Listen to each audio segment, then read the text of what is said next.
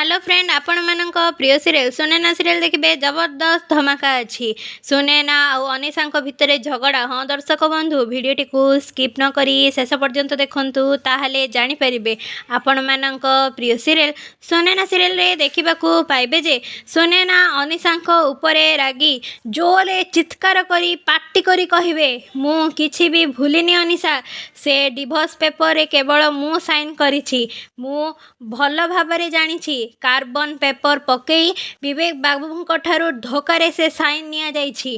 तापरे अनिशा कहिबे तू तू बोधे जानिनु सुनैना मम्मी निजे चाहूँगी तोर आ विवेक डिवोर्स हो जाऊ बोली।